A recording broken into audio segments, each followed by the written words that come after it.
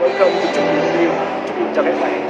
Hiện tại chúng tôi đang có mặt tại sự kiện ký kết đối tác chiến lược hạng cao cấp của Masteri.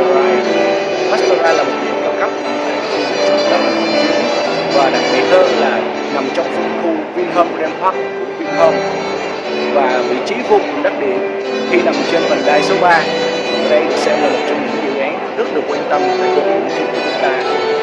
Và một chút nữa thôi, chúng ta cùng chờ đợi xem là chủ đầu tư sẽ mang cho chúng ta những thông tin hữu ích và đặc biệt như thế nào nhé.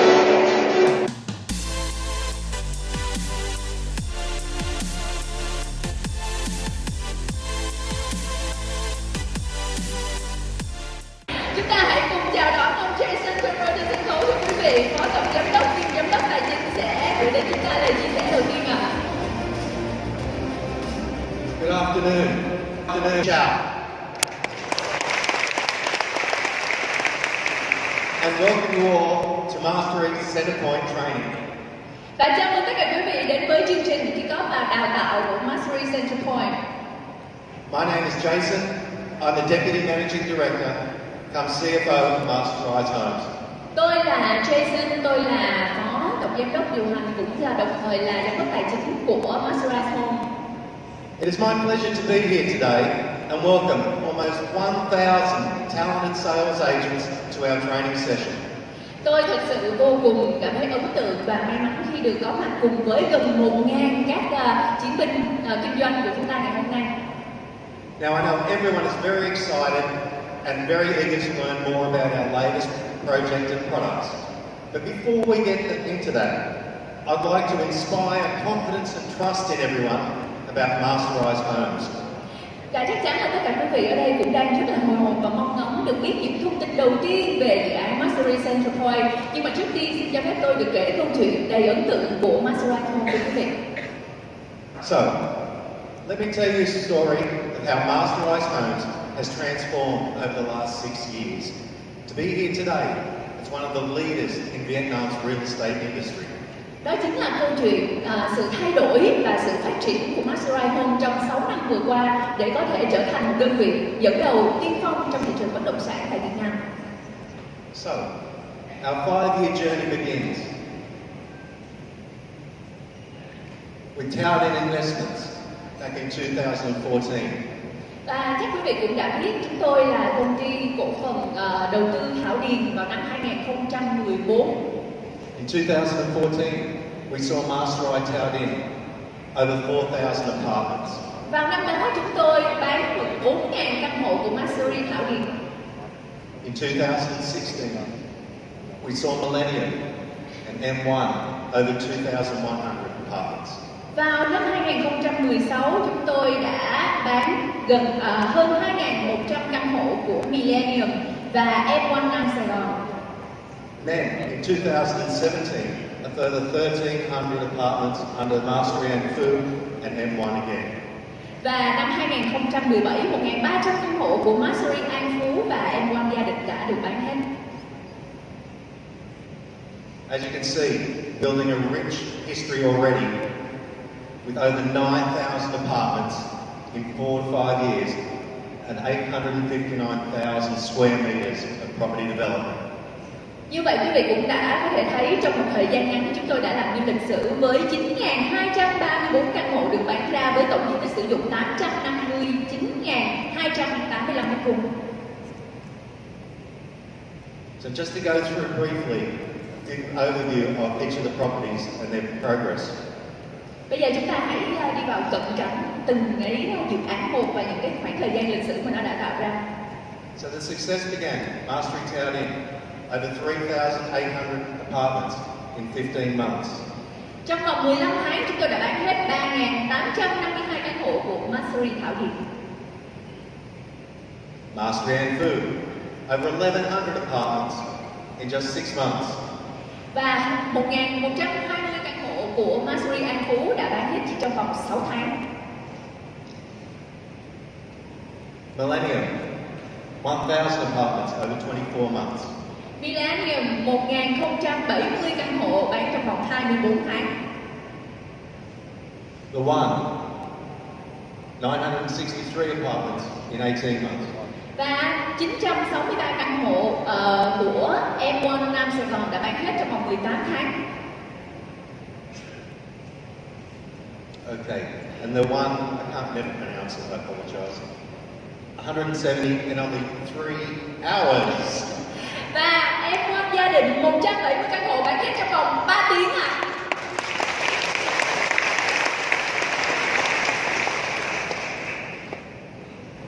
Okay, so not only great products through Masterize, it's all about great service to our customers. Không chỉ là sản phẩm đẳng cấp mà chúng tôi còn có những cái dịch vụ xứng tầm cho cư dân của mình. So about our customer service, ensuring all our customer needs from our customer service team are fulfilled. Quý vị nhìn thấy ở đây đây là đội ngũ chăm sóc khách hàng của chúng tôi rất là chuyên nghiệp. Through ensuring that we have an instant response team. Để chắc chắn là chúng tôi sẽ đáp ứng ngay lập tức những yêu cầu của khách hàng. Flexible payment systems. Cái chính sách thanh toán linh hoạt. Seamless buying through technology development and digitization. Và cùng với những cái ứng dụng công nghệ thì chúng tôi làm cho tất cả mọi thứ trở nên dễ dàng hơn với khách hàng. And providing all our clients continuous updates on the progress of their projects. Và dĩ nhiên khách hàng được quyền biết được cái tiến độ của từng dự án một luôn luôn được đảm bảo và cam kết. In addition, Masterize Homes also appreciates our customers, and a part of that is developing programs such as the Master of Symphony events.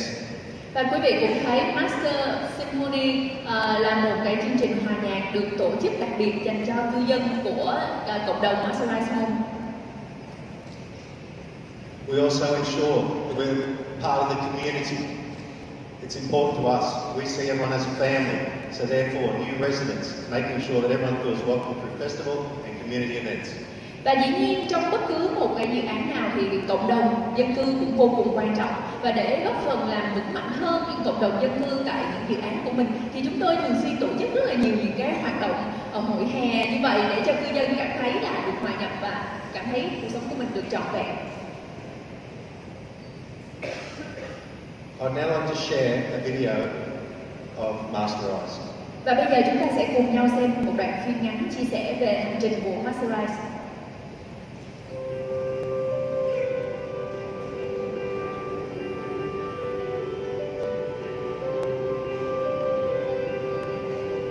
Là quốc gia có tốc độ tăng trưởng hàng đầu khu vực, Việt Nam nắm trong mình nội lực mạnh mẽ cùng tiềm năng hiếm có cho sự phát triển vượt bậc.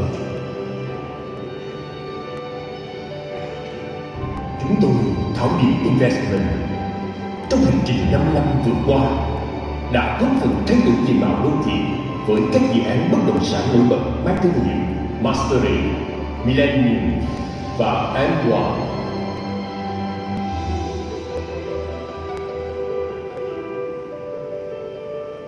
Kiến tạo nên những cộng đồng cư dân đẳng cấp,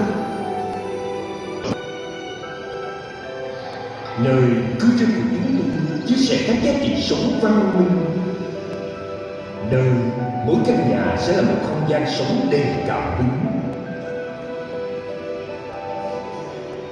để tái tạo một nét lực mới mỗi ngày.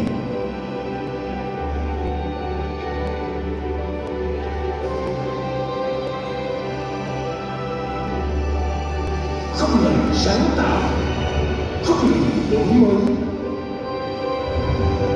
chúng tôi chuyển mình lên một tầm cao mới, lớn mạnh hơn với tên gọi Masterize. Với triết lý kinh doanh, khách hàng là trọng tâm. Chúng tôi luôn đặt khách hàng là trung tâm của mọi hoạt động, nâng cao trải nghiệm khách hàng trong lĩnh vực bất động sản, nhà ở và góp phần xây dựng cộng đồng thịnh vượng chính là sứ mệnh của doanh nghiệp. Trên hành trình kinh doanh Masterize Home, chúng tôi sẽ không ngừng kiến tạo những công trình kiến trúc đẳng cấp có giá trị bền vững theo thời gian, dựa trên sự nỗ lực khách hàng, áp dụng nền tảng công nghệ tiên tiến và hợp tác với các đối tác hàng đầu thế giới. Cuộc sống những đòi hỏi sự thích nghi với những biến đổi. Chúng tôi sẽ tiếp tục lắng nghe và không ngừng thay đổi để vượt mọi giới hạn, nhằm mang đến những trải nghiệm đáp ứng nhu cầu khách hàng, góp phần xây dựng cộng đồng thiên nhiên. Masteri Home, trải nghiệm xứng tầm.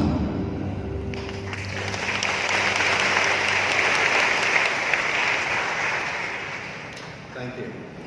So, as part of the journey now, in 2019, a key milestone was reached.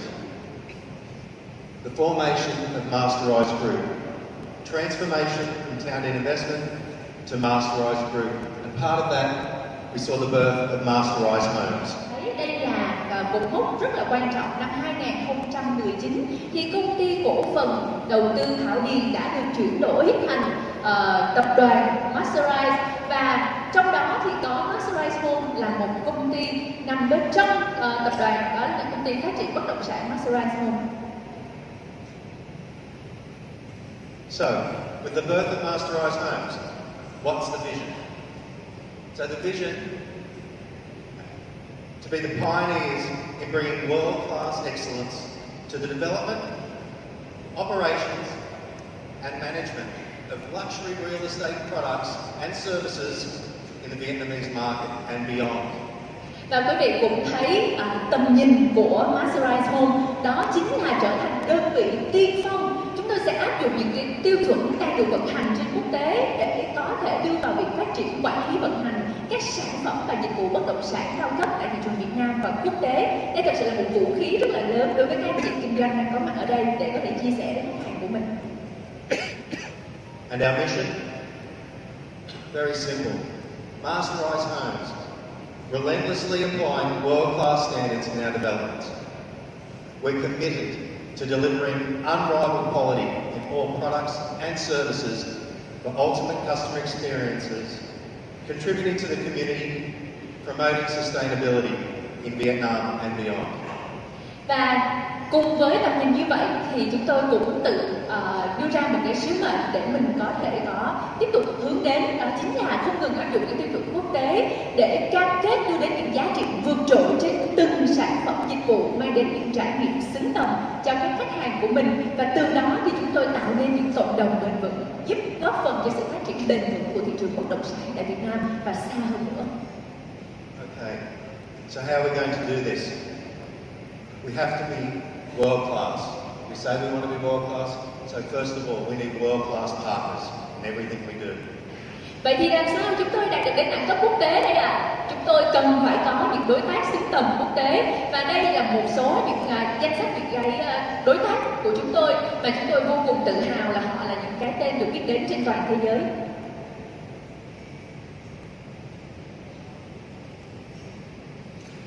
As part of that, we need a world-class team. World-class team of experts. All true international experience. Never before seen in Vietnam. Và quý vị nhìn thấy ở trên màn ảnh đây chính là những gọi là trụ cột của Masteri Home. Họ đều là những người có nền tảng kiến thức cũng như là kinh nghiệm ở trên thị trường bất động sản trên khắp nơi trên thế giới và tại Việt Nam. It's me. Đây là ông Jason.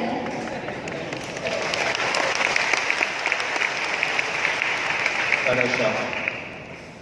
So that was myself, Deputy Managing Director, comes CFO, nationally Australia, 30 years experience, last 5 years in Vietnam. Và ông Jason là người quốc tịch Úc thưa quý vị. Ông có 30 năm kinh nghiệm, 25 năm đầu ở thị trường quốc tế và 5 năm vừa rồi là tại thị trường Việt Nam. Ông là phó tổng giám đốc kiêm giám đốc khối tài chính. Mr. Hoa, Deputy Managing Director, come Head of Legal and Compliance. Over 20 years of experience in legal practice in Vietnam. Anh Trần Quốc Hoài là phó tổng giám đốc kiêm giám đốc khối pháp chế và tuân thủ, là đã có hơn 20 năm kinh nghiệm và trong lĩnh vực kinh doanh, luật và pháp chế rất là an tâm trong những dự án khi mà có một người vững vàng như vậy ạ. Mr. Julian, CEO, Masteri Property Management. British nationality, again, over 30 years of experience throughout Asia, including Hong Kong. Ông Julian thì rất là có kinh nghiệm ở thị trường châu Á luôn nha quý vị. Ông tuy là quốc tịch Anh nhưng mà có thời gian làm tại Hồng Kông và rất là nhiều quốc gia châu Á khác trong 33 năm. Mr. Yusuf, our head of design, over 20 years of experience in Asia, including developers in Dubai. Ông Joseph, giám đốc khối thiết kế thì đã có những trải nghiệm tại những thị trường khó tính như là Dubai. Ông quốc tịch Canada mà thời gian làm việc đã là trên 20 năm. Mr. Gibran, our head of sales, over 20 years of experience in sales and marketing throughout internationally and recently in Dubai. Một người sẽ làm việc rất là thân cận, rất là gắn bó với các anh chị, đó chính là ông Gibran, giám đốc khối bán hàng, và ông quốc tịch Anh có hơn 20 năm kinh nghiệm trong lĩnh vực kinh doanh, tiếp thị trong cái thị trường bất động sản quốc tế, đặc biệt là tại Dubai. Ms. Sylvia, head of marketing from Hong Kong with over 30 years of experience, although I don't believe that, and again, throughout Asia. Và bà Sylvia Lee, giám đốc khối truyền thông tiếp thị thì quốc tịch Hồng Kông, và bà đã có trên 30 năm kinh nghiệm trong lĩnh vực này. Mr. Clement, head of real estate development, nationality Hong Kong, again over 30 years of industry experience on projects throughout Hong Kong and Asia. Chúng ta vừa làm quen với ông Clement, ông là giám đốc khối phát triển bất động sản, ông đã có trên 30 năm kinh nghiệm, ông là một người đến từ Hồng Kông. Ms. Phong, head of customer service, Vietnam, with over 15 years of experience. Dạ, chị Phụng, quốc tịch Việt Nam, 15 năm trong lĩnh vực chăm sóc khách hàng, cũng từng trong ngần ấy thời gian thì chị đã chăm sóc rất là nhiều khách hàng, và bây giờ thì vẫn đang tiếp tục chăm sóc các khách hàng của Masteri Home. Mr. Bhuvan, deputy head of sales, nationality Indian, over 20 years of experience throughout Asia, and most recently in India and Dubai. Dạ, ông Bhuvan, quý vị thấy ông quốc tịch Ấn Độ, ông đã có hơn 20 năm làm việc thành công trong lĩnh vực này, và đặc biệt cũng đã chinh phục được thị trường của Dubai và Ấn Độ. And Mr. Anthony, our project director from Hong Kong, 27 years experience throughout Hong Kong. Ông Anthony đã có 27 năm kinh nghiệm để quản lý những cái dự án ở trên khắp khu vực châu Á. And for those that can't be with us today, just briefly, Ms. TRÁI, our managing director, head of accounting, over 25 years experience in financial. Đây là một vài anh chị, tuy là hôm nay có thể có những người có những người không có mặt, xin được phép điểm qua. Vừa rồi là chị Tuyết là làm giám đốc về khối kế toán. Mr. Trian, our deputy managing director, head of projects. Again, over 20 years of experience in design and construction within Vietnam. Dạ, ông Võ Trí Anh là phó tổng giám đốc kiêm giám đốc khối dự án, cũng đã có hơn 20 năm trong lĩnh vực thiết kế xây dựng quản lý dự án. Mr. Vivek, our head of commercial, from India originally, over 30 years of experience again throughout Asia, and most recently in Dubai. Ông Vivek, giám đốc khối thương mại, đã có 33 năm kinh nghiệm quản lý dự án phát triển bất động sản tại Dubai và Ấn Độ. Ms. Loan, our chief accountant, again from Vietnam, in the finance industry, over 20 years experience. Dạ, hơn 23 năm kinh nghiệm trong lĩnh vực kế toán thì bà Nguyễn Thị Như Loan là kế toán trưởng. Ms. Nguyen, our head of HR and admin, over 20 years experience again in the industry, in HR and international companies in Vietnam. Trong lĩnh vực hành chính và nhân sự thì bà Nguyễn Như Anh là đại diện của chúng tôi và đã có hơn 20 năm kinh nghiệm tại Việt Nam. Mr. Moy, our head of technology, over 15 years and a Doctor of Philosophy in Computer Engineering, working with big multinationals throughout Vietnam. Ông Nguyễn Văn Mùi, giám đốc khối công nghệ, đã có 15 năm kinh nghiệm, cũng là tiến sĩ ngành công nghệ và kỹ sư tại các công ty trong nước và nước ngoài.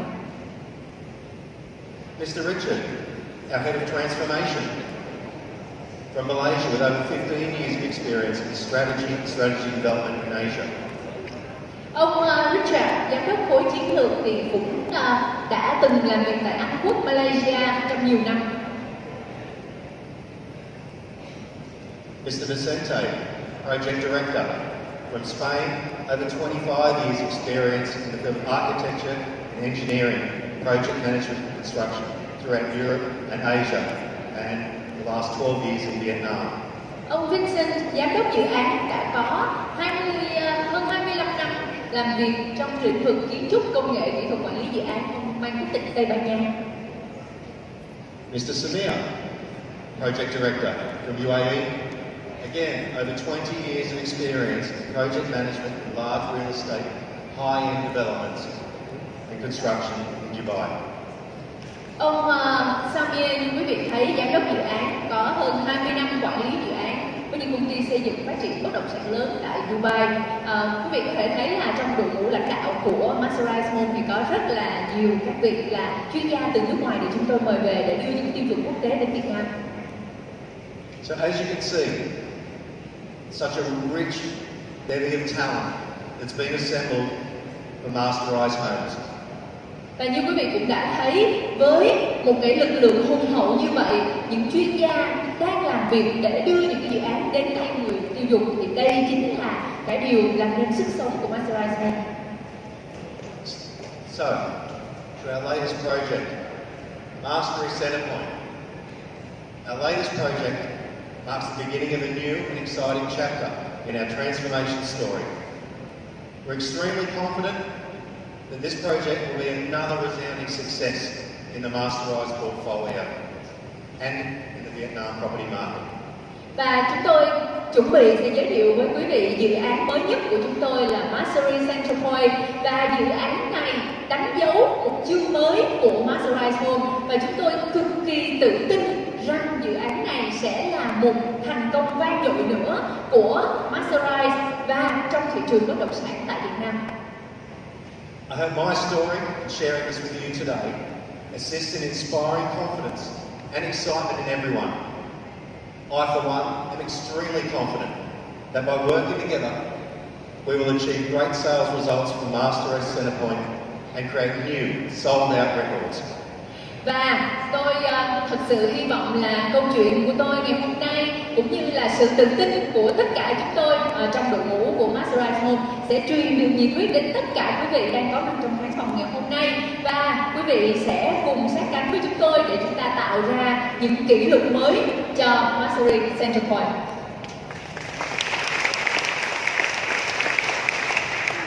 So, you've heard enough from me. Now the important part. I'll now pass you over to Gibran, our head of sales, Mr. Yusuf, our head of design, and Eric, our sales manager, who are now going to take you through the product training.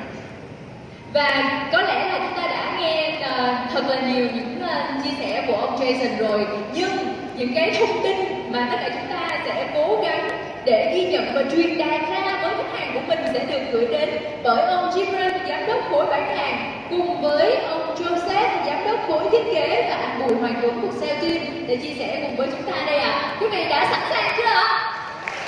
Jim, come on. Thank you. Thank you so much. Vâng ạ, bây giờ chúng ta sẽ nhường sân khấu cho ba người đàn ông của Masteri Home chia sẻ với quý vị.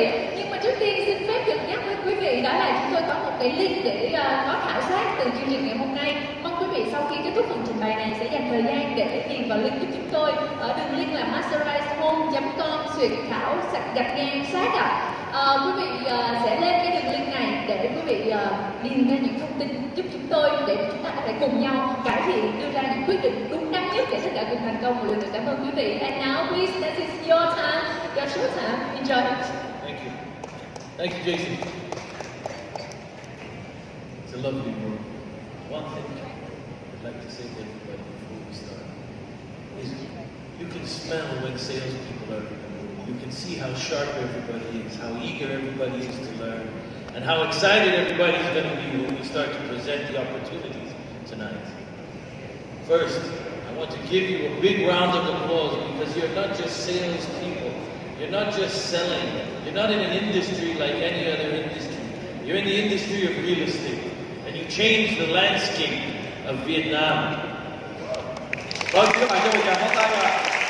Bây giờ đến cái giây phút mà các bạn chờ đợi rất là lâu và bác Kim Ra ở đây đã bắt đầu cảm nhận được rất là rõ những cái khí thế hừng hực ở phía dưới, cảm nhận rất là rõ những cái sự quyết tâm của tất cả các bạn sale.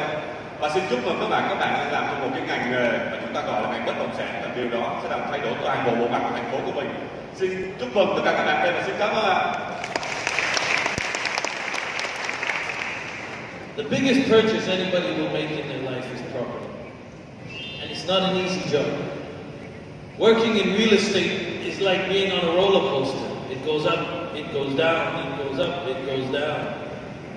Vâng, cái mục đích cuối cùng thông thường của một người đó là sở hữu cho mình một loại bất động sản. Và khi chúng ta làm việc trong cái ngành bất động sản thì giống như chúng ta đang ở trên một cái đoàn tàu cao tốc, sẽ có những lúc lên xuống.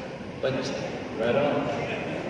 But just like this, in this market, it's what keeps you laser focused. It's not calling yourself a salesperson. It's more looking at yourself as a sales samurai. And there's one thing a samurai will do after his head has been cut off, and that's kill his opponent, because that's how focused he is. And your dedication to your craft is what separates you from everybody else. So a round of applause for all you sales samurais here tonight. Vâng, cũng giống như vậy, các bạn đây giống như một chiến binh samurai. Một chiến binh samurai như thế nào ạ? Ngay cả cho dù cái tay của anh ta bị cắt đứt thì cái mục tiêu cuối cùng của anh ta vẫn là tiêu diệt đối thủ. Và đó cũng chính là ý chí của các bạn xem đây. Xin chúc mừng các bạn. Now, if you are the sales samurai in the room, I want to see who can scream the loudest. Who can scream the loudest that I am the sales samurai in the room? Và nếu các bạn nào là samurai, chiến binh samurai, các bạn hãy lao lớn đây, chúng tôi là samurai. Hãy lớn hơn nữa ạ. Chúng tôi chân ngay đầu ạ. 1, 2, 3, samurai. Samurai! Right on. Okay. Good night. Thanks for coming. Do we need to continue? Well, let's get this party started and let's bring to you the long-awaited and anticipated Masteri Center Point. Vâng, và buổi tiệc kiếm ngày hôm nay đó chính là Masteri Center Point sẽ bắt đầu.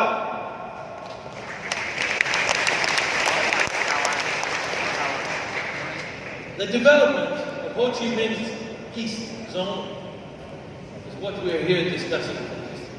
The development of an area of opportunity. Chúng ta sẽ bắt đầu tiên sẽ nói chuyện về phương Đông và những cái cơ hội đầu tư tại phương Đông. Targeting customers and market share source of customers in Ho Chi Minh, which has a high housing demand. 13 million people in the city, with an increase of 1 million people every 5 years, is a growth rate that's far beyond comparable to your near neighbors, Hong Kong or Bangkok.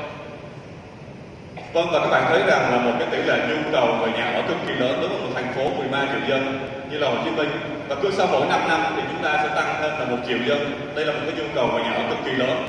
Và nếu so sánh với Bangkok và Hồng Kông với cái tỷ lệ là cung cấp nhà ở trên cái số lượng hộ gia đình thì là 20-45%. Vậy thì Hồ Chí Minh hôm nay chúng ta chỉ có 7,5%, chúng ta còn một cái khoảng cơ hội rất là lớn về mặt nhu cầu về nhà ở để bắt kịp với tất cả các thành phố lớn trên thế giới, hoặc là ngay cả như Hà Nội. So it boils back down to a simple principle, an old principle of supply and demand. Vâng, và có một nguyên tắc rất là đơn giản thôi, đó là nguyên tắc cung cầu. Supply has been down for the last year. All of you samurais are waiting for supply to come into the market, and demand is up.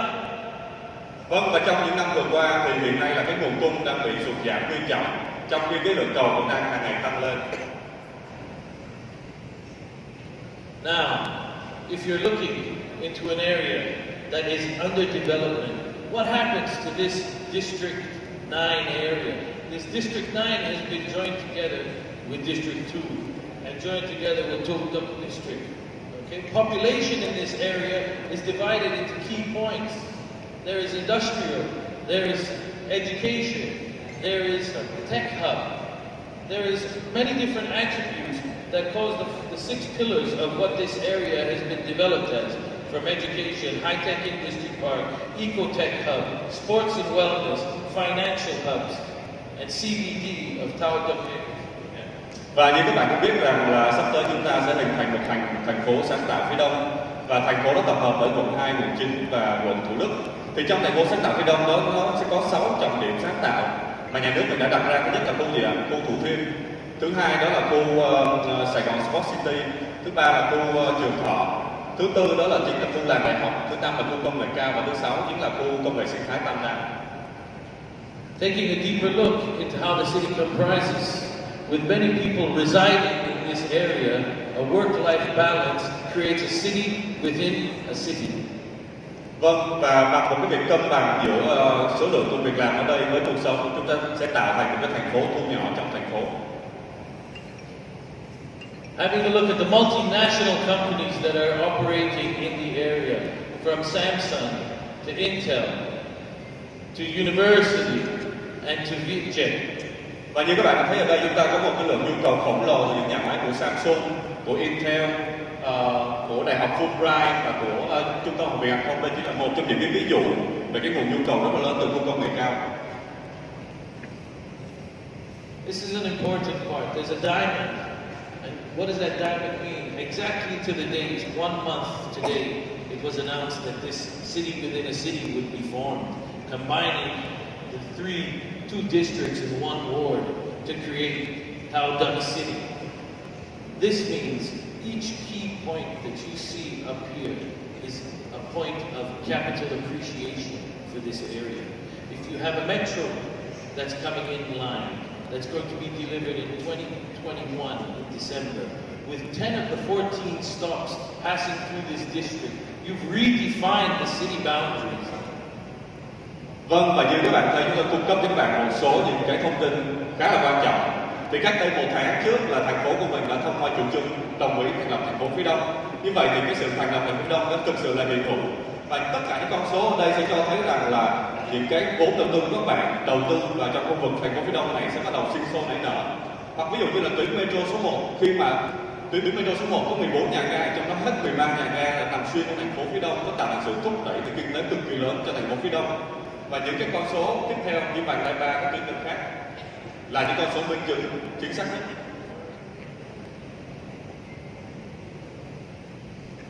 If you go to the ring road in June 2020, the Ministry of Transport agreed with the public committees of 4 provinces to speed up the construction of the ring road, scheduled construction 2021 and completion of 2024, making the connectivity easy. Vâng, và với việc thành lập của tuyến đường vành đai 3 và đang được đẩy mạnh rất là mạnh về tiến độ xây dựng, hoặc là như các tuyến đường huyết mạch tại quận 9, hoặc là như là cầu Long Đài đang được xây bắc qua khu công nghệ cao 2, hoặc là như bến xe miền Đông mới hiện nay đã được hoàn thành và chuẩn bị đưa vào hoạt động. Tất cả những yếu tố này đã tạo thành sự thúc đẩy cực kỳ lớn cho toàn bộ khu Đông. Complete 5 major routes by 2025, and by August 2020, new bus stations will be completed to the community. Vâng, bến xe miền Đông mới và các tuyến đường sẽ được hình thành. Now, good night. Now we'd like to present to you, on behalf of Masteri Homes, Masteri Center Point. Vâng, và hôm nay chúng tôi sẽ giới thiệu với quý bạn một dự án hoàn toàn mới của Masteri. Một trong những dự án mới đó chính là Masteri Center Point.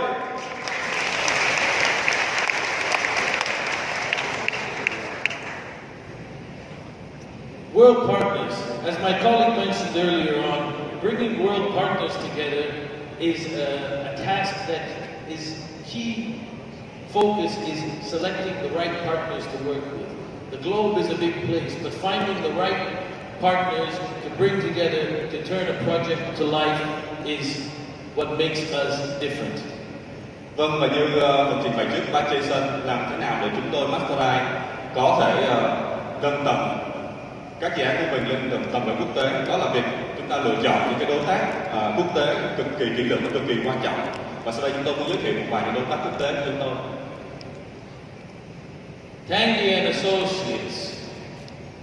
If you take a look at a Japanese firm with over 70 years of experience, works in 30 countries with featured projects like the Olympic Sports City of Tokyo, Yogi National Stadium, one of the most beautiful buildings in the last 20th century, Orchard Gateway, Masteri Cowding, Masteri and Food, which are two symbols of iconic development in the city of Ho Chi Minh City.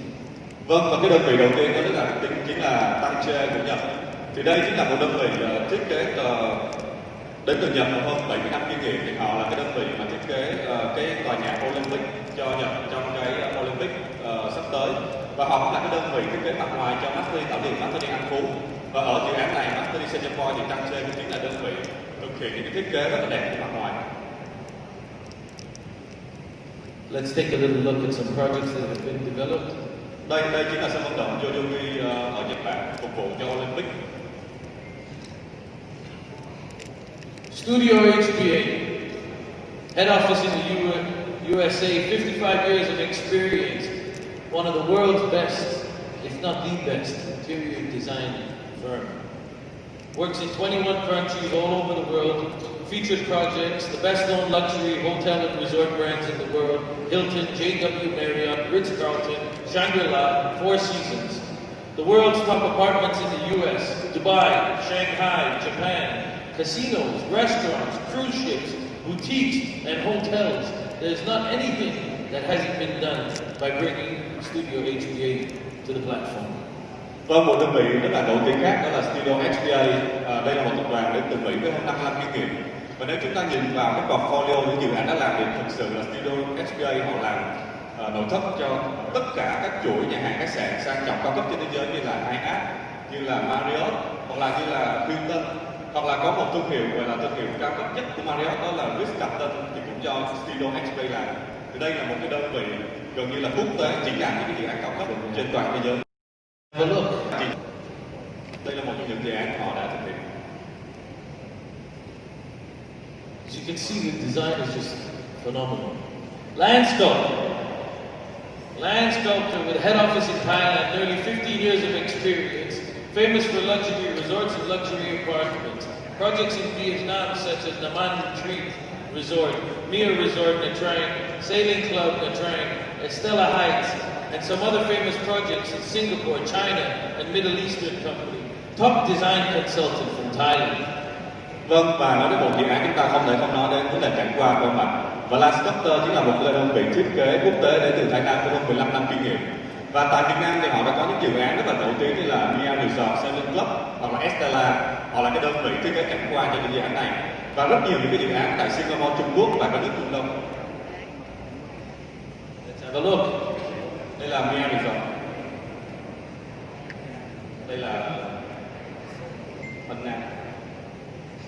Mace, head office in London, the UK, construction supervision consultant with 30 years of experience, established in 1990, works in 75 countries with featured projects like Dubai Harbour, Marina Bay Sands, Singapore, featured towers, Capital Gate Hotel, Abu Dhabi, La Avenue, Shanghai, the Shard Scraper, London, some famous projects in Vietnam such as Landmark 81, Grade A Building, plus Duchess and House, a leading group of management consultancy and construction supervision in the world. Vâng, và về mặt giám sát chất lượng thi công một công trình để mà đảm bảo rằng những gì chúng tôi đưa ra, chúng tôi có thể là gần như 100% chính xác đưa đến cho khách hàng của mình, thì cần một đơn vị giám sát quốc tế đó chính là Mace. Thì Mace là một đơn vị chúng ta chỉ cần kể một vài cái tên thôi, đó là họ là đơn vị giám sát công trình cho Marina Bay Sands. Và tại Việt Nam thì họ cũng là cái đơn vị giám sát cho Landmark 81 hoặc là tòa nhà của Hoàng Anh, Dutch House, tòa nhà Đức tại đường Lê Duẩn. Thì toàn bộ là những cái công trình lớn và Mace đã tham gia để đạt được cái chất lượng ở mức tốt nhất. Let's have a look. Đây là khu vực tại Dubai, My home, Dubai. là nơi mà bác sĩ Phan đã sống trong nhiều năm. Đây là Marina Bay Sands.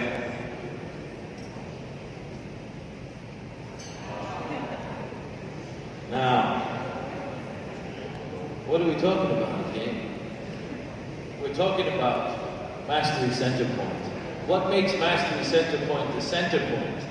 There's a name behind it. It's because it's in the center. It's in the heart of Vâng. Home's Grand Park. Oh, sorry. Yeah.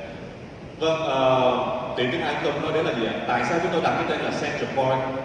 Bởi vì dự án này nằm ở ngay tại tâm điểm, nằm ngay tại trái tim của Vinhome Grand Park.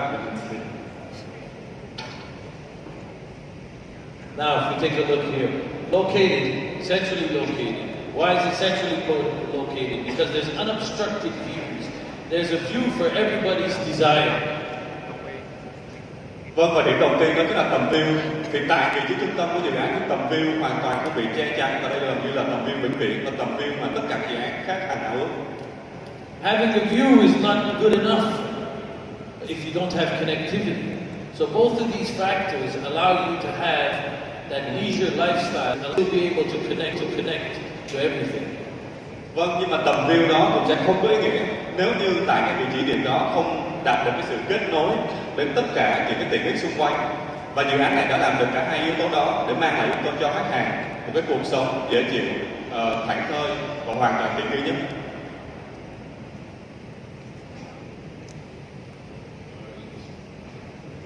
Now, if you see where it's located, within minutes you can be in the Vincom Mega Mall, and you can be in all of these different areas that you see our courses from 1 to 5 minutes distance away. What does that give you? That gives you the feel of accessibility. Anything you desire is a stone throw away. Và như các bạn thấy vị trí này gần như là độc nhất vô nhị khi mà có thể một bước chân có thể kết nối đến tất cả các tiện ích chính trong toàn bộ dự án, như là Vinhome Mega Mall, như là khu vực công viên, như là khu vực Shophouse, như là hệ thống School Vinmax, tất cả là chỉ một bước chân. Whether it's a river view that you desire, a canal view, water view, or whether you're looking for peace and serenity through nature's greenery, you have every different angle that has a view to anybody's liking. If you're a guy like me, you like the view of the city. You have the illumination of the city lights that are encapsulated. Vâng, và đây cũng là một cái dự án mà sở hữu một cái tầm view cực kỳ ấn tượng. Khi mà các bạn nhìn gần, các bạn sẽ thấy khu vực công viên rộng lớn cực kỳ sinh động. Các bạn phóng tầm mắt ra xa, các bạn sẽ thấy sông Đồng Nai. Và nếu chúng ta phóng tầm mắt ra xa nữa, chúng ta sẽ thấy toàn cảnh không gian thành phố về đêm và ngay đường chân trời cực kỳ đẹp mắt. Premium compound residence. That's principles are built on sustainability. Floor-to-ceiling windows providing you with not just that airy open feel, but allowing natural elements like light to enter into your apartment. Vâng, và đây chính là một khu compound đầu tiên tại khu vực Vinhome Grand Park. Khu compound là khu riêng tư các bạn. Và với một cái thiết kế gọi là phun trứng từ trần cho đến sàn, thì chúng tôi không chỉ mang gọi là ánh sáng và không khí vào toàn bộ căn hộ, mà đây còn là một cái thiết kế trường tồn, bền vững với thời gian. If you take a look at the way this comprises,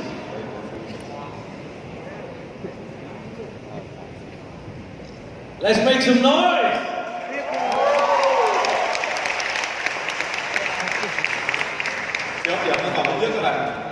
This is history in the making, ladies and gentlemen. History in the making that every single one of you are taking a part of by being here today. So, now I will hand over the mic to Mr. Yusuf Akila, who will explain to you the concept behind this wonder.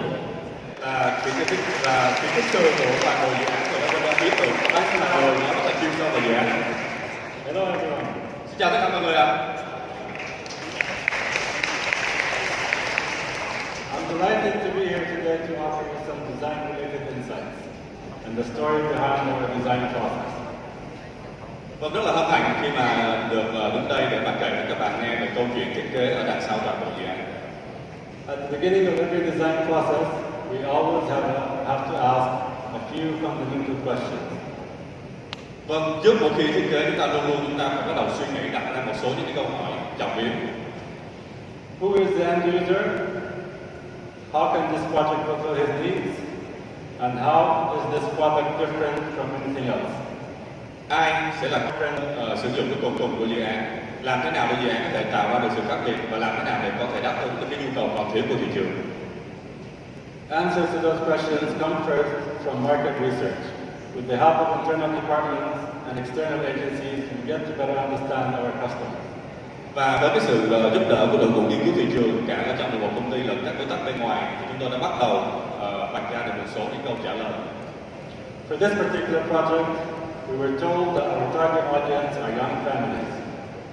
Và cho cái dự án này thì chúng tôi sẽ bắt đầu tìm nhìn thấy là dự án sẽ phục vụ cho một đối tượng lớn, đó chính là những cái gia đình rất là trẻ. And that is how we start the work. It starts from knowing our customers. Vâng, và đó chính là cái điểm mà chúng tôi bắt đầu từ những gia đình trẻ. We understand that young people these days are more open and connected to the world. Những gia đình trẻ thì hiện nay là họ sống rất là cởi mở và họ luôn luôn kết nối với toàn bộ phần thế giới còn lại. We know that they don't want the same things everyone has, and they strive to be different. Và bản thân họ thì họ cũng không muốn là mình sẽ giống với những người khác. Họ luôn luôn là họ muốn tạo ra những cái sự khác biệt. With that in mind, we had to start the design inside out. We had to make sure that what we have to offer was unparalleled, different, fresh, and above all, creates a new way of living.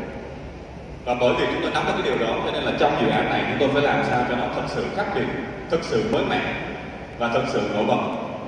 Luckily, we had our international partners to work hand in hand with to deliver our vision. Bởi vậy cho nên là chúng tôi đã đem ý tưởng đó, chúng tôi làm việc cực kỳ chặt chẽ với các đối tác quốc tế của chúng tôi. So, every great interior design comes with creativity, and creativity comes in many shapes and forms. But it is most of the time a composition of materials, colors, and forms that comes in layers. Và khởi điểm của tất cả những thiết kế là phải khởi điểm về sáng tạo. Thì trong dự án này chúng tôi thổi vào một cái thiết kế mới, đó chính là chúng tôi đưa vào những cái lớp thiết kế, thì trong đó sẽ bao gồm tổng hòa đa dạng, những cái màu sắc, những cái hình khối và những cái chất liệu.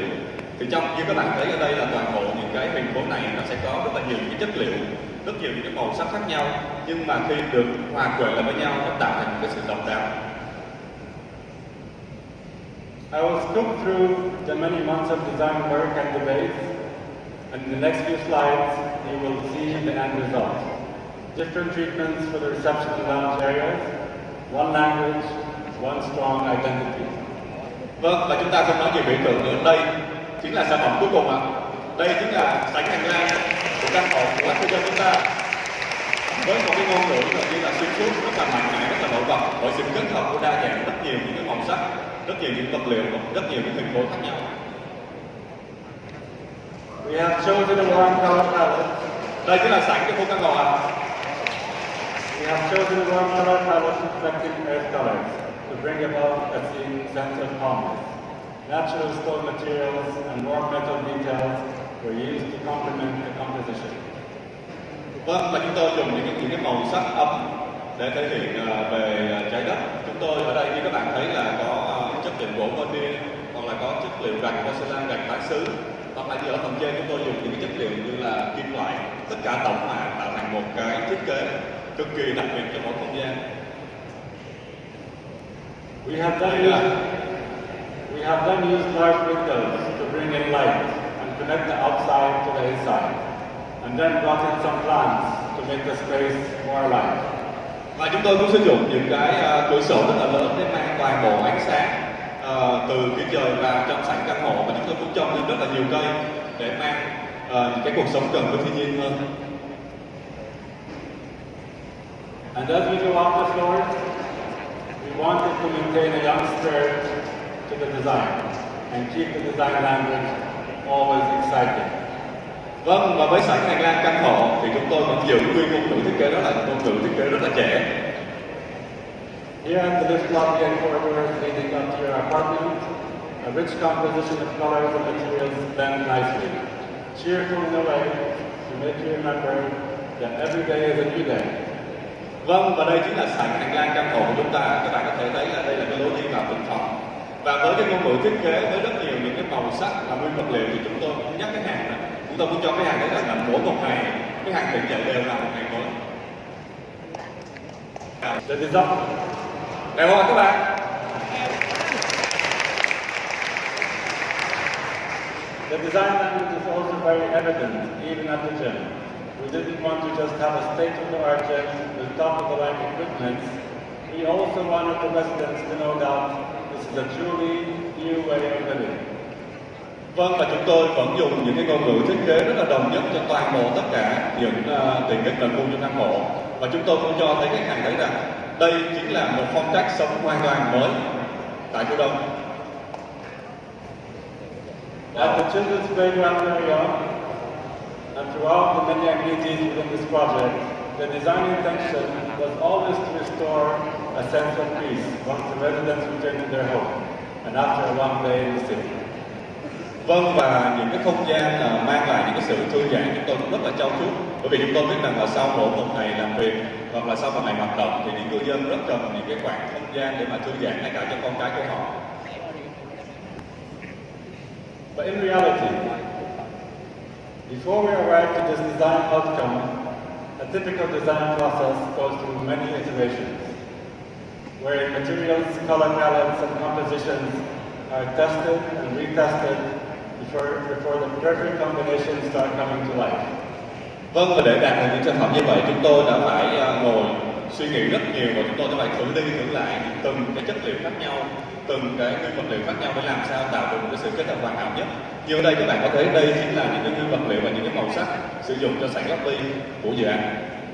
In the next few slides, you will see the rich materials and colors selected for some of the areas within the project. Vâng, và trong những cái slide tiếp theo này sẽ thấy những cái sự kết hợp về màu sắc, về nguyên vật liệu cho những cái khu vực khác nhau của toàn dự án. Như là đây là from rich natural stones, tender veneer, to warm metal colors and hand-picked fabrics, all carefully chosen to reflect a luxurious way of living. Vâng, và giống như là khi mà chúng tôi chọn những nguyên vật liệu như là gỗ veneer hay là như là gạch porcelain hay là như đây là những cái chất liệu vải để tạo cho cái phòng gym một cái sức sống hoàn toàn nữa. Đây phẩm lập đây. And then the selection of all editing items come in as another layer, where the artwork, furniture, accessories, and decorative lighting comes in to complement the finishes and adds in a touch of elegance. Vâng, và ngoài những cái nguyên vật liệu, những cái màu sắc thành phố, chúng tôi cũng không quên chăm chút cho những sản phẩm nội thất, như là chúng tôi đặt những cái bàn nào, những cái ghế nào, những cái sofa nào trong một cái khu vực không gian chung để làm sao đó nó tạo thành một cái sự tổng hòa rất là trang nhã. Now, your typical developer looks at any project from a commercial point of view, where every inch built without being counted towards sellable area is counted.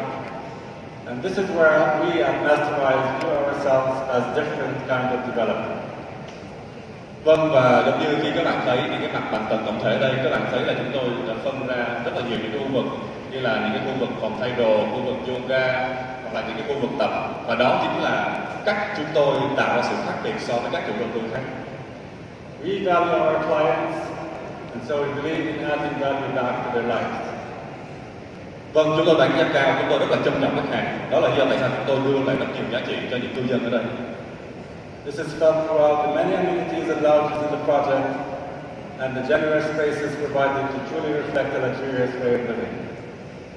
Và chúng tôi dành ra rất nhiều những cái không gian chung để mà sử dụng chung cho tất cả các cư dân.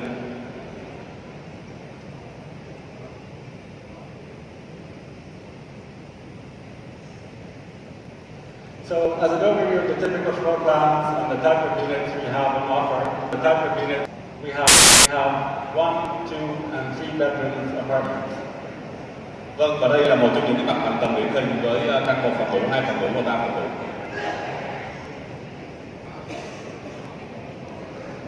As you will notice with the next few slides overviewing the unit's layouts, the apartments are designed efficiently, with no wasted areas or awkward corners, allowing residents to make use of every square feet of their apartments and to set their furniture, maximizing space.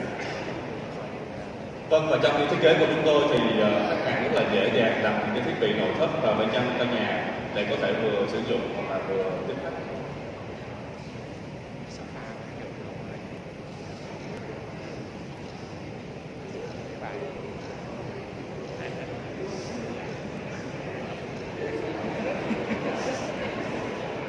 And for those of you with large families and needs for larger space, we also have you in mind. Và chúng tôi biết rằng những khách hàng của chúng tôi còn có một nhu cầu nữa, đó là nhu cầu sử dụng những căn hộ diện tích lớn. We have designed a series of linkable apartments where a purchase of 2 combined units will offer clients the many possibilities that they may need. Và chúng tôi cũng đã thiết kế sẵn những cái căn hộ mặc dù là tách rời nhau, nhưng mà trong trường hợp cần thiết, khách hàng vẫn có thể nối hai căn hộ này với nhau. We're just showing one example here, but we have many more combinations to cater for all needs. So in case you are interested in such linkable configurations, make sure you ask our sales agents to review all options.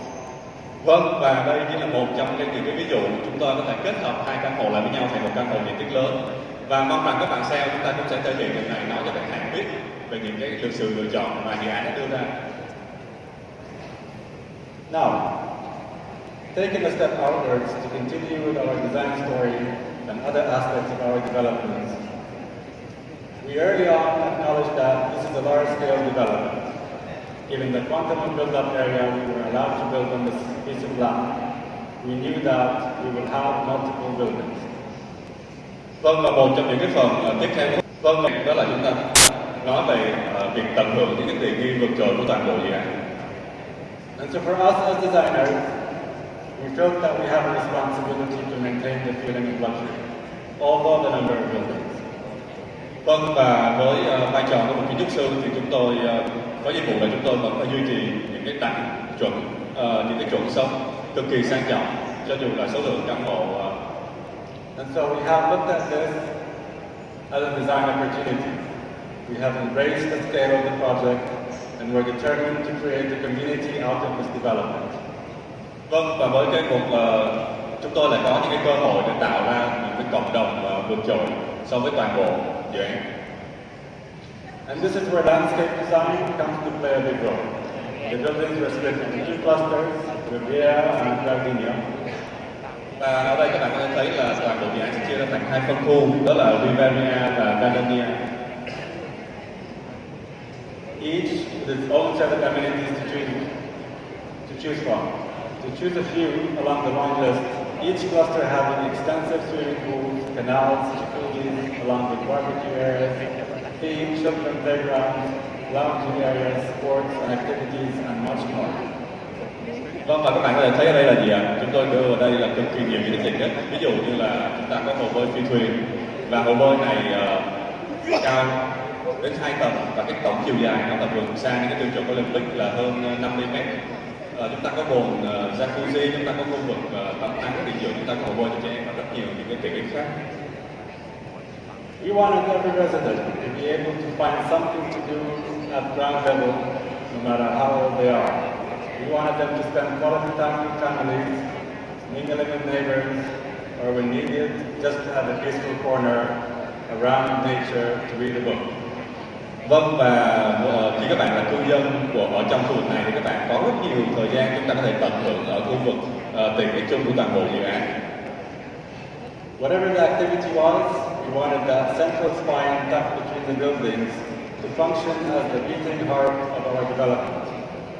Và đây là những cái nhịp sống ở bên trong của căn hộ của chúng ta, nó rất là sôi động và chúng ta có rất nhiều những cái khoảng thời gian chúng ta dành cho gia đình, dành cho con cái, chúng ta tận hưởng cuộc sống ở đây.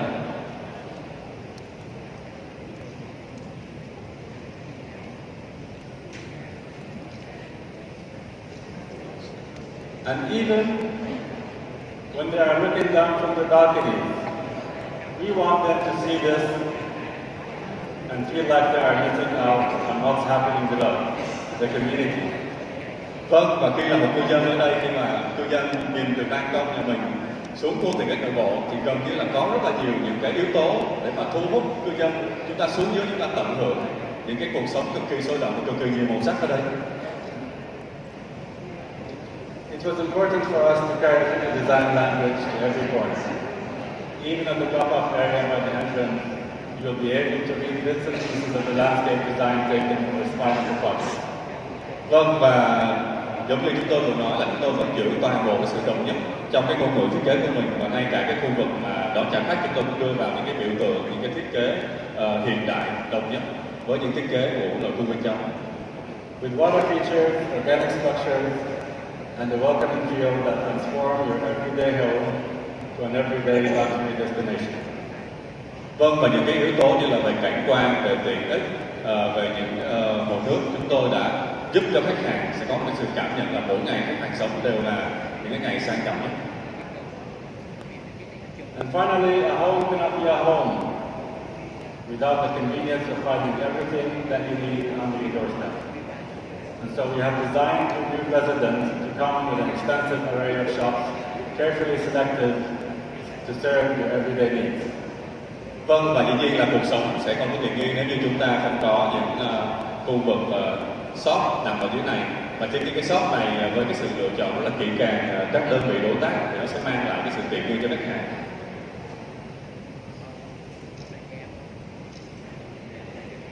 Now, to touch upon the technical side of design and the type of equipment we have selected for your residents, I will start first with the exterior of the building.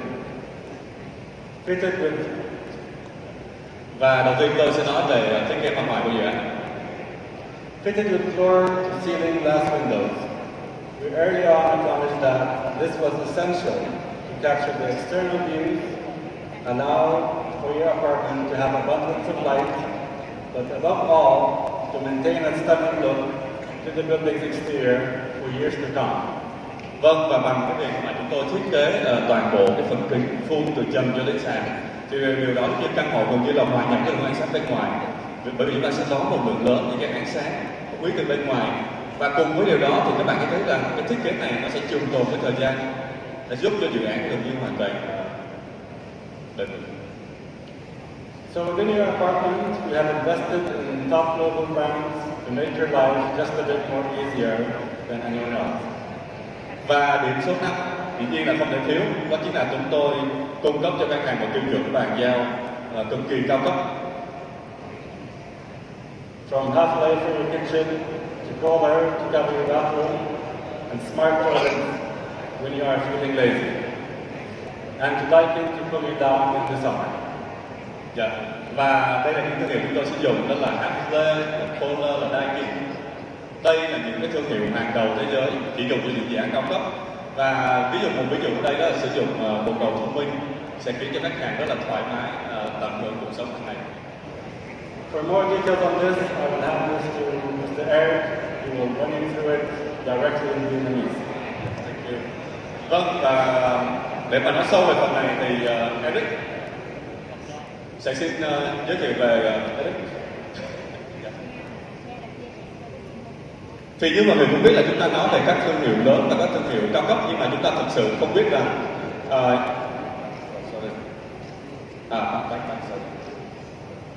khi mà chúng ta nói về các thương hiệu lớn cao cấp, nhưng mà đôi khi chúng ta không hiểu rõ là tại sao chúng ta phải tận hưởng những cái cuộc sống cao cấp.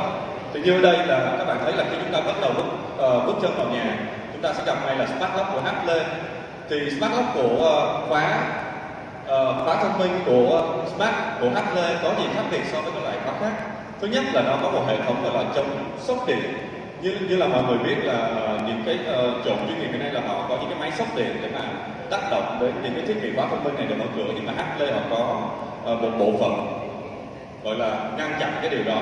Thứ hai nữa là khi chúng ta, những ai mà đã ở căn hộ chung cư, chúng ta sẽ thấy rằng rất là bất tiện khi mà chúng ta bấm password mở cửa vô nhà, nhưng mà có những người hàng xóm đi ngang qua đằng sau lưng chúng ta. Thì ở đây HA họ cung cấp một cái chức năng là random password, tức là ví dụ như password của mình là 1234 thì các bạn có thể bấm một cái dãy số là 67890 1234 thì đối với mình cũng mở vào được và mình hoàn toàn không mở được cái password của mình. Ngoài ra thì một yếu tố rất là quan trọng là khi mà ở bên trong nhà mình, nếu mà khóa cảm nhận được cái nhiệt độ khoảng 60 đến 70 độ C, tức là khi xảy ra hỏa hoạn về cháy nổ, thì tự động cái cửa này sẽ mở ra để đảm bảo an toàn cho gia chủ. Thì toàn bộ những cái thiết bị cao cấp này nó sẽ mang lại cái sự an toàn tuyệt đối cho cư dân ở bên trong. Rồi khi các bạn nhìn thấy về HA thì ở dự án này HA chúng tôi bàn giao là lò nướng HA, bếp HA và máy hút mùi HA. Thì nếu mà các bạn sau ngày hôm nay là ngày mai các bạn đến tham quan khu vực nhà mẫu, các bạn sẽ để ý giùm tôi đó là HA là một thương hiệu của Đức. Thì khi các bạn nhìn lên ở phía góc của bếp tường, các bạn thấy cái chữ là Scott 7. Thì Scott 7 cũng là một cái thương hiệu của Đức. Scott 7 ở đây là một thương hiệu của Đức, thì đó là bếp là mặt gỗ thủy tinh. Và với những cái chức năng an toàn của hấp lê như là sẽ hiển thị cái nhiệt dư, tức là báo hiệu sự nguy hiểm cho người sử dụng, hoặc là khi mà chúng ta nấu nướng mà chúng ta có bị nước tràn ra ngoài thì cái bếp sẽ tự động tắt. Thì đây là những cái tính năng mang lại cái sự an toàn tuyệt đối cho gia đình mình để phòng chống có thể là về sự cháy nổ hoặc là về rồi. Và mặt bếp Scott Seven này thì là một thương hiệu đến từ Đức, thì nó tốt ở đến cái mức là nó chịu được nhiệt độ lên đến 1000 độ C hay là chịu được sốc nhiệt lên đến 750 độ, và mặt bếp cứng khoảng gấp 1,5 lần so với cái tiêu chuẩn quốc tế thông thường, để đảm bảo là khi chúng ta có làm rơi những cái vật nặng lên trên mặt bếp vẫn hoàn toàn an toàn. Hoặc là như đây chúng tôi sẽ cung cấp một cái lò nướng theo đúng tiêu chuẩn châu Âu của HC. Rồi mặt bồn chậu rửa HC, như các bạn khi các bạn bước vào nhà mẫu, các bạn sẽ thấy là mặt bếp này sẽ được để âm, để được thiết kế âm ở dưới mặt bếp. Thì điều này nó sẽ giúp được là đối với những cái mặt bếp khi mà làm ở phía trên cái khu vực bếp thì nó sẽ tạo ra những cái vi khuẩn sẽ bám ở đây, thì khi chúng ta làm âm chúng ta sẽ chống được cái điều đó. Rồi chúng tôi cũng cung cấp vòi rửa HC. Vòi rửa HC thì nó có hai điểm đặc biệt. Thứ nhất đó là vòi được làm bằng chất liệu mạ khô nhiều lớp, và đặc biệt là bên trong cái lõi nó làm bằng đồng quy chất. Thì khi mà cái lõi làm bằng đồng quy chất thì sau khi các bạn sử dụng 5 năm, 10 năm, 20 năm thì cái lõi này nó cũng không bị hoen hủy để mà nó tạo ra những cái chất gây nguy hiểm cho người sử dụng. Hoặc là như đây khi các bạn bước vào chúng tôi sẽ cung cấp về vòi rửa Kohler. Kohler là một trong số ít các hãng mà đưa ra một cái chất liệu gạch men gọi là kháng khuẩn. Bởi vì khi mà họ nung sứ trước cái giai đoạn họ nung sứ đó, thì họ sẽ bỏ cái men kháng khuẩn vào trong đó và đảm bảo là cái lớp sứ của họ là được kháng khuẩn một cách tuyệt đối. Và cái bồn cầu thông minh mà chúng tôi dùng cho cái phòng ngủ chính trong dự án cũng là loại bồn cầu thông minh cao cấp nhất của dạng Kohler. Như các bạn thấy, thông thường với loại bồn cầu thông minh là chúng ta phải dùng cái tay chúng ta tìm những cái nút bấm ở phía dưới. Nhưng ở đây thì các bạn thấy là cái bộ phận điều khiển nó được đưa lên ngang tầm sử dụng của khách hàng. Và khi khách hàng chỉ cần lại gần bồn cầu thông minh này thì tự động nắp sẽ bật mở lên và với rất là nhiều những cái chức năng. Thì như hồi nãy chúng tôi nói là công nghệ sứ là công nghệ liên thông, công nghệ vàng thao lắp và rất nhiều công nghệ nằm trong những cái sản phẩm của Kohler này. Đây, công nghệ xả Glassfire hay là những cái công nghệ diệt khuẩn bằng tia cực tím, hay là những cái bảng điều khiển chúng ta chỉ cần được thiết kế trong chỗ góc an ninh đầy đủ. Và các bạn có thấy là cái phần sứ của Kohler nó có một cái công nghệ là chuyên không. Thì công nghệ này khi mà những cái hạt nước đọng ở trên cái phần sứ này thì nó sẽ tụ lại thành giọt giống như là nước chúng ta đổ trên cái lá sen do đó là nó sẽ bắt đầu là nó chảy xuống, nó sẽ giúp cho toàn bộ cái bề mặt lúc nào cũng khô ráo và hoàn toàn sạch vi khuẩn. Thì đây chính là một trong những tại sao chúng tôi phải dùng những thương hiệu rất là cao cấp. Bởi vì đối với một cái đối tượng khách hàng khó tin và muốn sử dụng những sản phẩm sang trọng thì cái yếu tố quan trọng nhất là đảm bảo cho khách hàng về sự an toàn, về sự tiện lợi và về sự sạch sẽ. Vâng, và xin nhường lời tiếp cho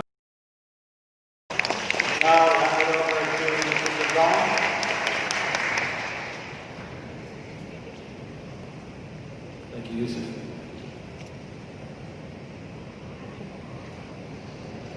So as Yusuf mentioned earlier, pulling together brands that you've just seen is not just for the visual perspective, it's not just for your eyes.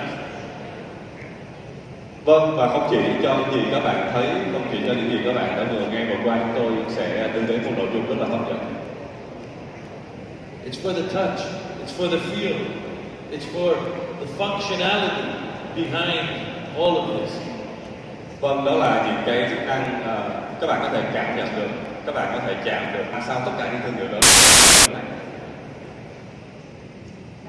Now, shall we get it? Now, to move forward and get into the financial plan, which is an important part for everybody. This part, I'd like everybody to pay a little bit of attention, because this makes our life easier as salespeople.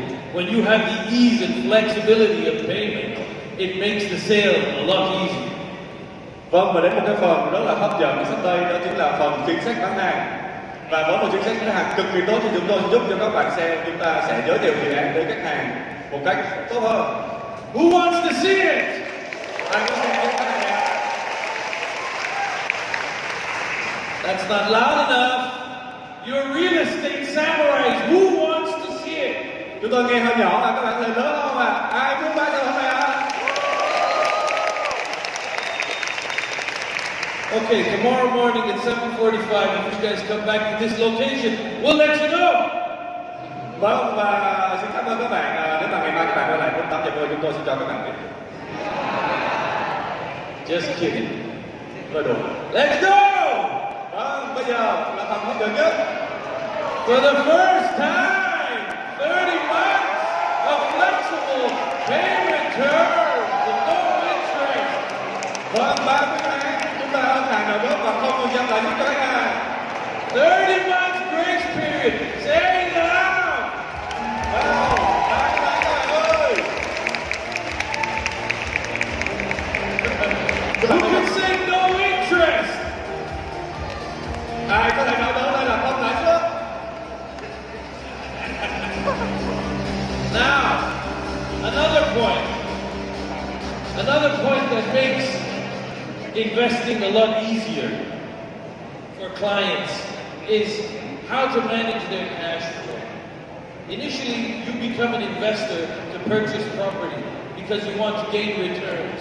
You don't become an investor because you want to manage your own property. This becomes another job for you. You want to put your money into an investment that works for you and makes money while you sleep.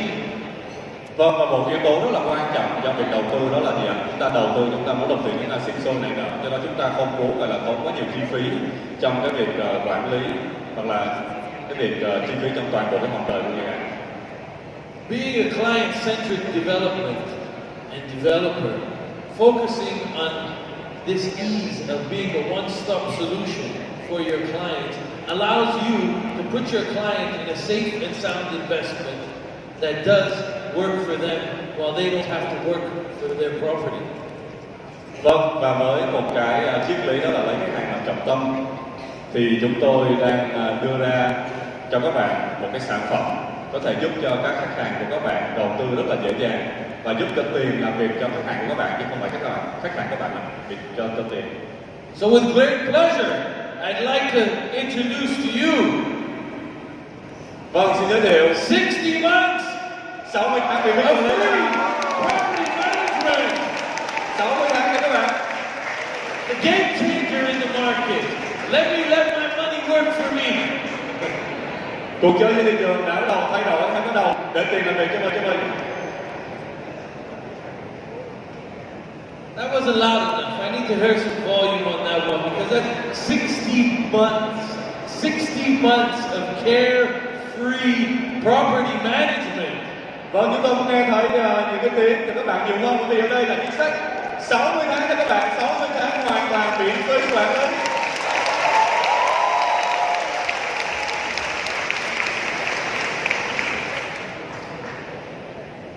Now we'll move to 6 key selling points, which is very important. Every product has a pitch, and every pitch is built on a story, and that story has to make sense in order for you to capitalize on making that sale. Vâng, và chúng ta đi vào một phần là chúng ta tổng kết lại những yếu tố chúng ta vừa đi qua, đó là 6 yếu tố để bán hàng. Bởi vì tất cả các sản phẩm đều có những ưu điểm và những cái ưu điểm đó sẽ hội tụ lại thành một câu chuyện bán hàng để giúp các bạn dễ dàng hơn trong việc thuyết phục khách hàng. First point, when you're selling in an area that's already centrally located and already has infrastructure in that area, this is your key. So your first point is central location within Vinhome's Grand Park, direct connection and fast access to all amenity systems. Vâng, cái yếu tố đầu tiên đó chính là vị trí. Thì khi cái dự án của các bạn nó có một cái vị trí trung tâm và dễ dàng kết nối được với tất cả các khu tiện ích, đây là một điểm mạnh gần như là tuyệt đối và độc quyền đối với dự án. Everywhere in the world, real estate is built on one simple principle: location, location, location. And Masteri Center Point encompasses that. Vâng, và một triết lý rất là đơn giản trong tất cả bất động sản trên thế giới, đó chính là ba yếu tố quan trọng nhất trong một dự án, đó chính là vị trí và vị trí. Và chính cái dự án Masteri Central Point này đã thỏa cái yếu tố vị trí và vị trí đó. Number two, only premium compound residents within the township. Chúng ta có yếu tố thứ hai, đó là chúng ta có một cái cộng đồng khép kín, một cái khu compound khép kín, hoàn toàn riêng tư, biệt lập với một cái tầm view cực kỳ đẹp. The direct unobstructed views to the Đông River, THÁNG River, the ocean, Grand Park, embracing panoramic views of the mega township towards the city. And let's not forget the illuminating lights of the city. Vâng, và cư dân đây được tận hưởng gì đó chính là tầm view tuyệt vời về sông Đồng Nai, sông Tắc, biển Hồ Cát Trắng. Và nếu khách hàng chúng ta phóng tầm mắt ra xa, chúng ta sẽ tận hưởng toàn cảnh thành phố tĩnh đẹp về đêm nằm ở đường biên giới ạ. An abundance of comfort. When you live comfortable, you live easy. That's when lifestyle means every day. When you purchase in Masteri Central Point, it's the bridge between lifestyle, luxury, and leisure. So living in an abundance of comfort inherits all the mega township amenities and exclusive facilities for residents. Vâng, và cái toàn bộ những cái tiện ích đó chưa hết, chúng ta còn có một cái tiện nghi rất là sang trọng.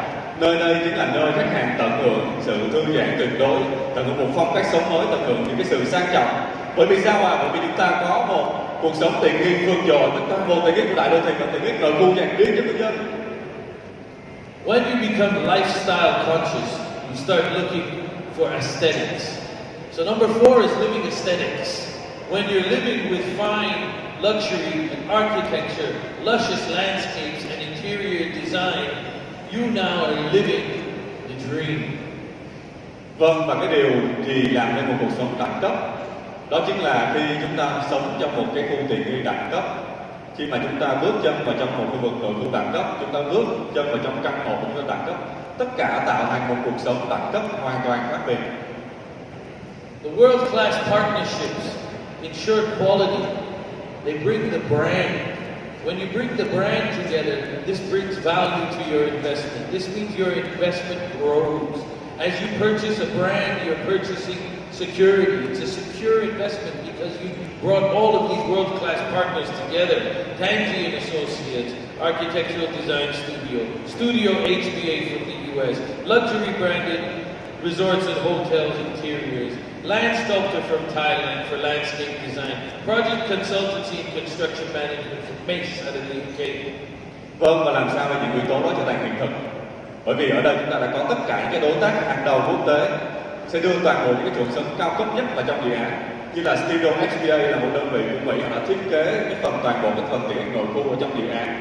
Hoặc như là land sculptor đến từ Thái Lan đã thiết kế toàn bộ khu vực cảnh quan và những cái hồ bơi phi thuyền, những cái tiện ích hiện đại. Hoặc là như TRÁI trên Nhật Bản thiết kế pha sát mặt ngoài, hoặc là đơn vị tư vấn giám sát xây dựng từ Anh. Và chính những cái đơn vị thiết kế quốc tế này sẽ tạo thành cái sự đầu tư rất là bền vững, rất là an toàn cho khách hàng.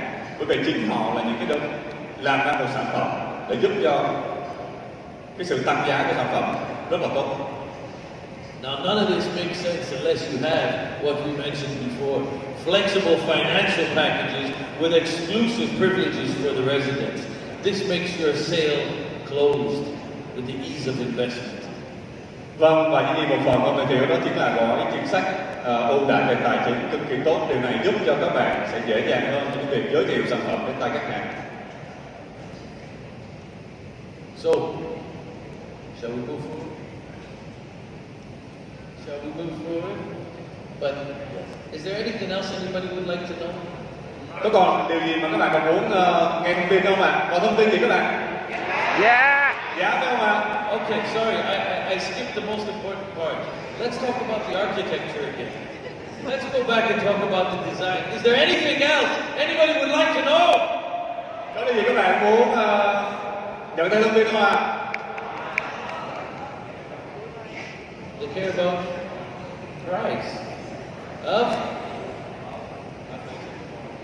when? Today? Today? Hôm nay các bạn muốn nghe không ạ? Yes. You sure? Các bạn chắc chắn không ạ? Các bạn muốn nghe cái giá không?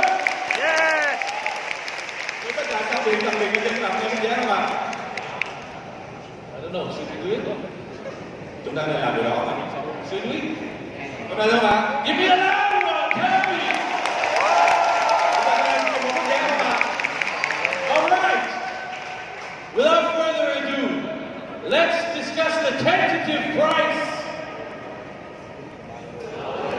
Congratulations. See you guys tomorrow.